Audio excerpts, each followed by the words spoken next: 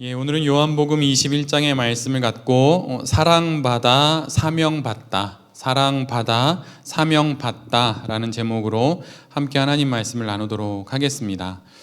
오늘 본문은 요한복음에서 그리고 베드로의 인생에서 가장 드라마틱한 장면입니다. 모른다고 부인했고 또 부인을 넘어서서 예수님을 저주했던 그 베드로인데, 예수님이 부활하셔서 그 베드로를 만나러 오신 거예요. 만약 예를 들면 우리가 누군가를 막 뒷담화를 했는데 그가 갑자기 우리 앞에 나타난 거예요. 내 앞에. 여러분 뭐라고 말씀하시겠습니까? 근데 베드로가 그렇게 부활하신 예수님을 만납니다. 얼마나 당황스러울까요? 고향으로 돌아가서 이제 뭐 예루살렘이고 뭐고 복음이고 뭐고 모르겠다라고 말하고, 이전에 어부의 삶으로 돌아가서 그냥 다시 평범하게 살아가려고 했던 베드로를 예수님이 꾸역꾸역 찾아오셔서 그를 만나십니다. 그리고 지난주의 말씀처럼 너 나 만나고 나서 다시 예전의 삶으로 돌아갈 수 없다 라고 그렇게 말씀해 주십니다. 제자들 전체에게 이렇게 말씀해 주시지요. 그리고 베드로를 따로 불러서 베드로와 대화를 하십니다. 성경 여러 곳에는 다양한 대화들이 기록되어 있어요. 하나님과 또 믿음의 사람들, 예수님과 또 믿음의 사람들의 여러 대화, 감동적인 대화가 있는데, 그 어떤 대화보다도 가장 감동적인 대화가 바로 오늘의 본문입니다. 여러분도 혹시 그렇게 생각하시나요? 아니신가요? 혹시 다른 감동적인 대화가 있으신가요?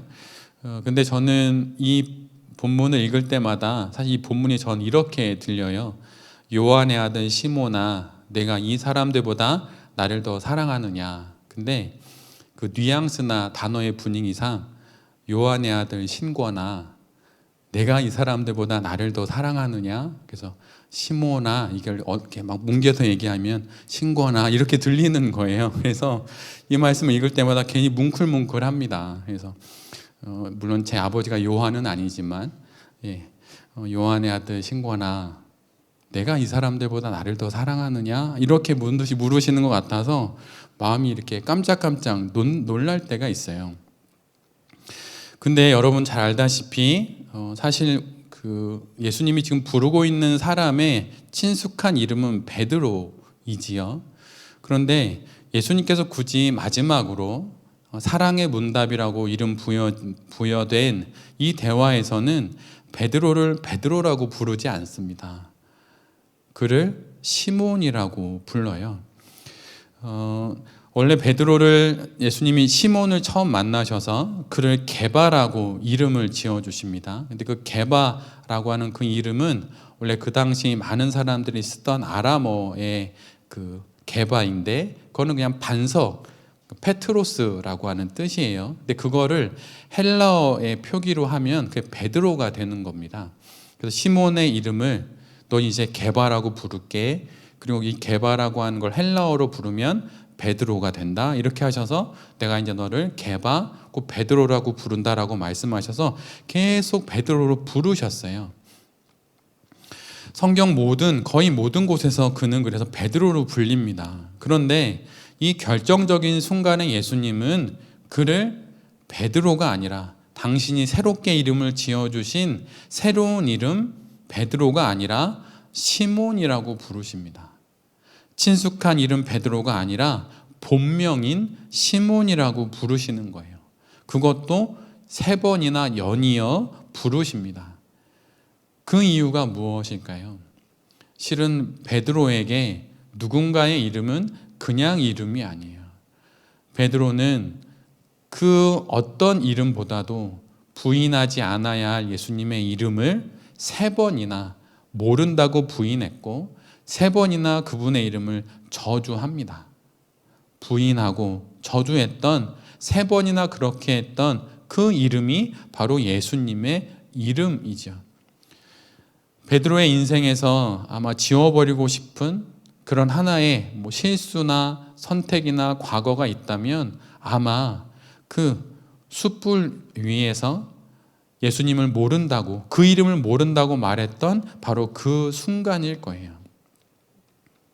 그런데 예수님께서는 베드로의 이름을 3번 부르심으로 예수님의 이름을 3번 부인했던 베드로의 그 기억을 치유해 주시는 거예요.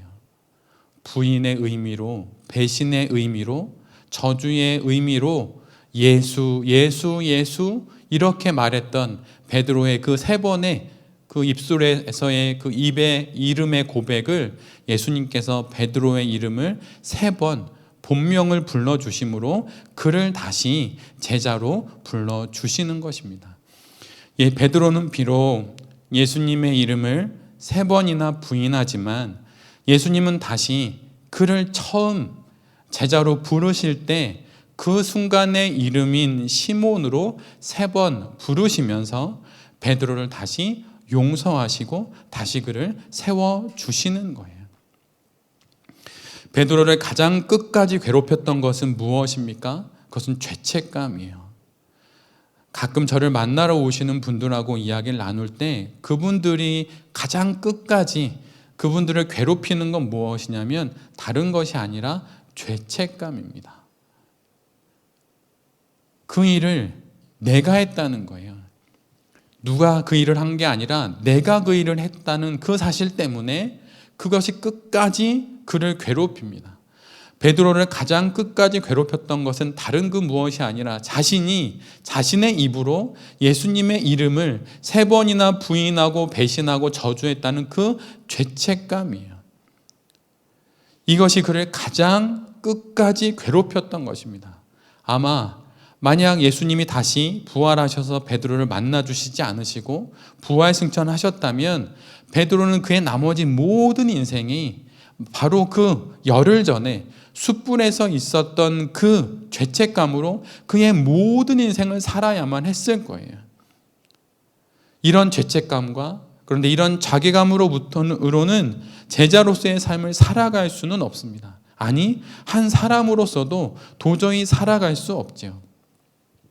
그래서 예수님은 시몬의 이름을 3번 연이어 다시 부르시고 또 다시 부르셔서 베드로를 회복시키시는 것입니다. 비록 네가 베드로란 이름으로 개발한 이름으로 네가 비록 배신하고 부인하고 실수했지만 괜찮다. 내가 다시 너를 시몬으로부터 다시 부를 테니 그러니 너 죄책감에서 벗어나서 너의 인생을 온전히 살고 하나님 앞에서 그리스도 예수 앞에서 온전한 제자로 살아가라고 예수님께서 베드로의 그 본명인 시몬을 연이어서 불러주시는 거예요. 이처럼 하나님도 우리의 이름을 부르십니다. 우리가 그 어떤 잘못을 했든 그 어떤 실수를 했든 잘못된 선택과 결정을 했든 아니면 그 잊혀지지 않은 어떤 과거의 일들을 경험을 했든 하나님께서 우리에게 하시는 그분의 말씀은 이거예요. 시몬아, 시몬아, 괜찮다. 괜찮다, 괜찮다. 이리 말씀하시는 것입니다. 이 말씀으로 죄책감 없이 다시 과거를 후회하는 것 없이 우리에게 주어진 인생을 살아가라고 베드로의 그 본명인 시몬을 그리도 애타게 불러주시는 거예요. 세상 사람들이 우리의 이름을 잊고 내 자신마저도 나중에 나이가 먹어서 치매가 걸려 나의 이름을 잊어버린다 하여도 하나님께서는 우리의 이름을 잊어버리지 않으십니다. 하나님께서 우리의 이름을 기억하시는 한 우리에겐 소망이 있는 거예요. 다시 시작할 수 있는 것입니다. 우리가 잘 알고 있는 찬양 중에 이런 찬양이 있죠. 나를 지으신 주님 내 안에 계셔. 나를 지으신 주님 내 안에 계셔. 근데 그 찬양의 가사 뒷부분에 이렇게 되어 있어요. 내 이름 아시죠? 내 모든 생각도 내 흐르는 눈물 그가 닦아 주셨죠. 예수님께서 베드로의 그 영혼에서 흐르는 눈물을 닦아 주시는 거예요. 예수님께서 그 시몬의 마음 깊은 곳에 아무도 모른다고 생각했던 그 마음과 생각도 알아주시는 것입니다. 그래서 시몬의 이름을 부르는 거예요. 시몬아, 시몬아, 나의 제자 시몬아, 괜찮다, 다 괜찮다, 다시 시작할 수 있다, 그렇게 말씀해 주시는 거예요. 이 찬양의 가사의 뒷부분에 이렇게 나와 있어요. 내 이름 아시죠? 내 모든 생각도. 아바라고 부를 때 그가 들으시고 또 들으시죠. 그가 들으시죠. 예수님께서 베드로의 영혼이 주님, 제가 실은 개바가 아니에요. 실은 제가 반석 베드로도 못 됩니다. 제가 그렇게 당신을 부인했고 당신을 배신했고 당신을 저주했어요. 근데 그것을 예수님께서 들으셨어요. 그래서 주님이 아시는 그 이름 시몬으로 그를 불러주시는 거예요. 이 찬양의 가사처럼 하나님께서 우리의 이름을 다 알고 계십니다. 그러니 어떤 실수를 했든 어떤 일이 마음속에 죄책감으로 남아있든 여러분 그것으로부터 벗어나서 이제는 하나님의 이름, 하나님의 그 이름을 바라보며 그분이 나를 불러주시는 그 새로운 그 시작의 이름인 시몬의 이름을 들으시면서 다시 우리에게 주어진 인생을 우리 모두가 잘 살아가야 할 것입니다. 여기 계신 모든 성도님들과 또 제 자신이 그렇게 나의 이름을 다시 불러주시는 예수 그리스도를 바라보면서 다시 일어나서 삶을 잘 살아가는 귀한 신앙 인생이 될 수 있기를 간절히 기도합니다. 이처럼 이름을 불러주신 예수님께서 베드로의 죄책감을 이렇게 해결해 주십니다. 그리고선 베드로에게 우리가 잘 알고 있는 질문을 하시죠. 요한의 아들 시몬아, 내가 이 사람들보다 나를 더 사랑하느냐? 요한의 아들 시몬아, 내가 나를 사랑하느냐? 내가 나를 사랑하느냐? 예수님은 왜 똑같은 질문을 그것도 3번이나 물으시는 것일까요? 여러분, 죄책감을 지울 수 있는 것은 무엇입니까? 그거에 합당한 벌을 받는 것인가요? 아니면 누군가가 그 피해자가 화를 내거나 아니면 타이르거나 아니면 확답을 받는 것으로 아니면 그 확약을 해주는 것으로 죄책감을 지울 수 있을까요? 여러분, 그것으로 되지 않습니다. 그것으로 되는 것이 아니라 죄책감은 사랑으로만이 그 죄책감이 지워질 수 있는 거예요. 한 번 배신한 사람은 기회만 닿으면 몇 번이고 다시 배신합니다. 정말 그런 것 같아요. 사람 정말 안 변합니다. 그런데 사랑하면 그렇지 않아요. 사랑하면 등 돌리지 않습니다. 사랑하면 배신하진 않아요. 사랑에는 오직 따름과 또 쫓음이 있을 뿐입니다. 그래서 예수님께서 배신했던 베드로를 향해 너 다시 배신 안 할 거지? 라고 묻지 않으세요. 너 어떻게 나를 배신할 수 있니? 배신을 떠나서 너 어떻게 나를 저주할 수 있니? 라고 따지지 않으십니다. 또한 반대로 타이르는 것으로 머물지 않으세요. 예수님께서 베드로를 향해 하시는 그분의 질문은 내가 나를 사랑하느냐는 바로 이런 질문이에요. 3번이나 이리 물어보신 것은 예수님께서 베드로를 진정으로 사랑하셨기 때문입니다.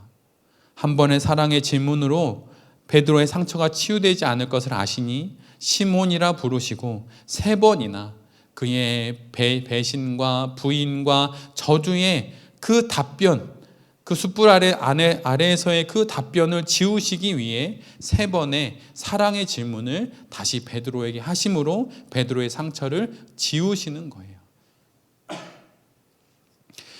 하나님의 회복은 이런 것입니다. 하나님은 잘못을 들추지 않으세요. 하나님은 실수를 기억하심으로, 기록해 놓으심으로 다시는 그러한 일을 저지르지 않게 하시는 분이 아닙니다. 하나님은 사랑하심으로 회복시키시는 분이에요. 지금 우리가 이 사랑을 받고 있는 것입니다. 우리가 회개하는 이유는 벌이 무섭기 때문이 아니에요. 그렇게 시작할 수는 있지만 우리가 회개하는 이유는 벌이 무섭기 때문이 아닙니다. 결국에는 하나님의 그 사랑을 알기에 회개하는 것이에요. 사랑만이 우리의 상처를 지우고 사랑만이 우리를 참되게 회개케 하는 것이에요.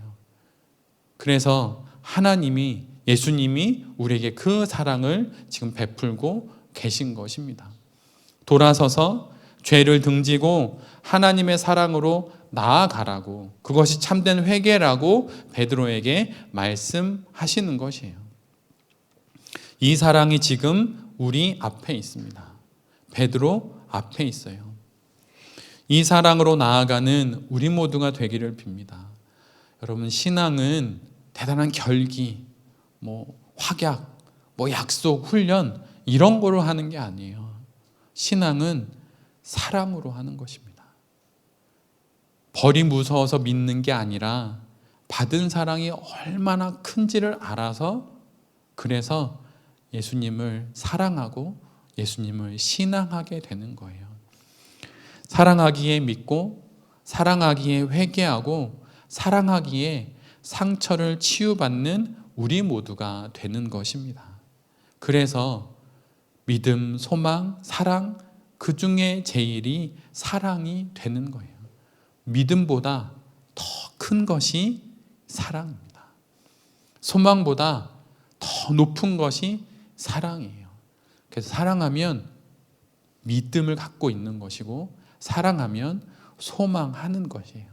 그래서 여러분, 우리 모두는 예수님을 참으로 사랑해야 합니다.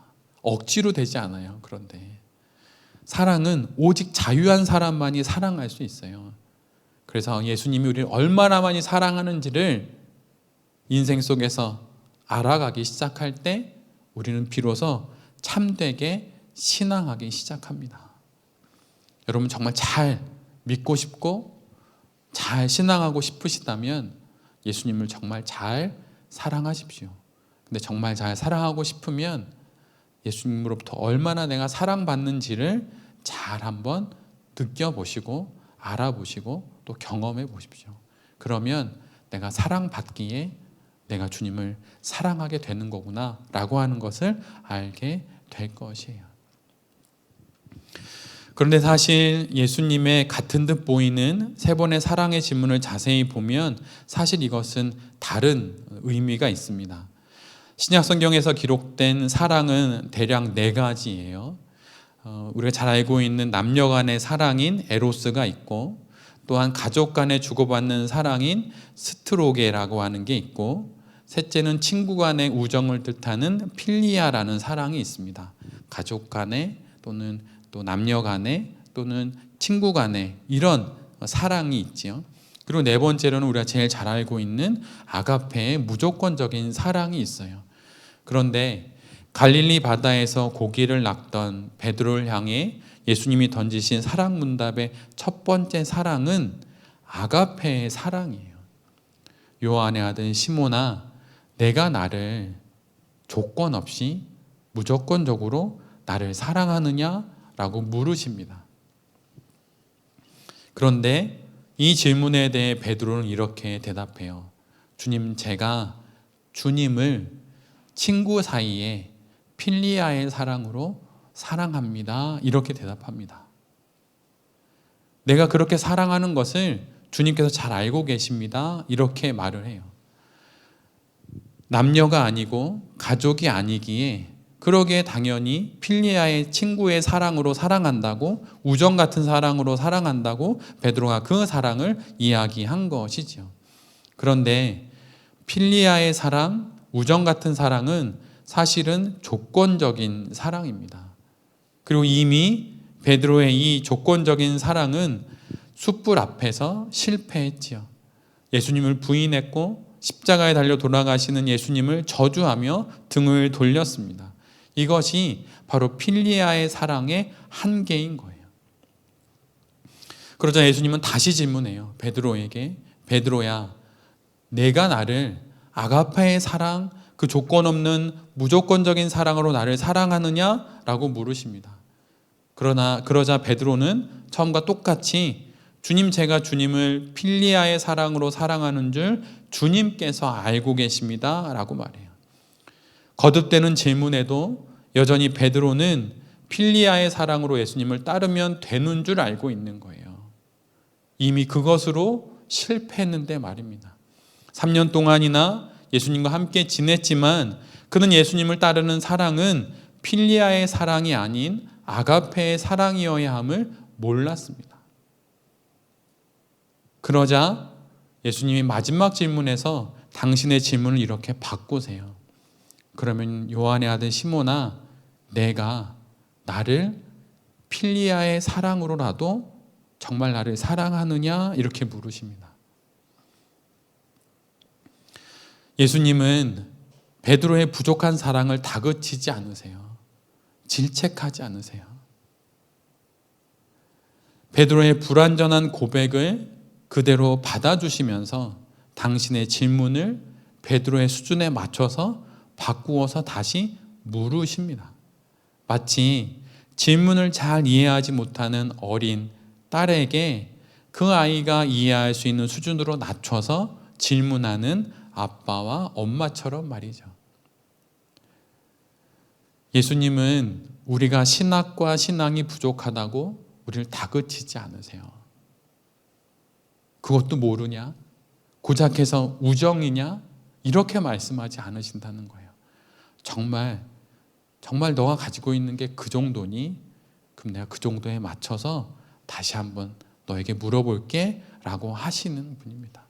일방적으로 아가페의 사랑을 강요하지 않으세요.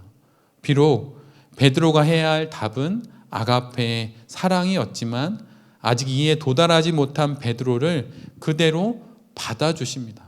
그리고 오히려 당신의 질문의 수준을 베드로에게 맞추어서 베드로에게 다시 한번 질문하시는 것이죠. 이것이 무엇입니까? 바로 예수 그리스도의 아가페의 사랑, 그 무조건적인 사랑을 베드로가 또다시 경험하는 거예요. 예수님은 베드로의 형편없음에도 불구하고 그 하찮음에도 불구하고 베드로를 아가페의 사랑으로 또다시 한번 사랑하고 계심을 이 질문과 대답 가운데 보여주시는 거예요. 신앙은 예수님을 아가페의 사랑으로 사랑하는 것입니다. 무조건적인 사랑으로 말이죠. 우리가 그렇게 아가페의 사랑으로 예수님을 사랑해야 하는 이유, 그것은 예수님께서 우리를 먼저 아가페의 사랑으로 사랑해 주셨기 때문이에요. 아가페의 사랑에 우리가 마땅히 드려야 할 사랑은 아가페의 사랑입니다. 아가페의 사랑으로 아직 필리아의 사랑에 머물고 있는 베드로를 예수님이 다시 만나 주시는 거예요. 그래서 신앙은 강요될 수 없고 사랑도 강요될 수 없어요. 가장 자유로운 상태가 되어서 할 수 있는 것이 신앙이요, 바로 사랑입니다.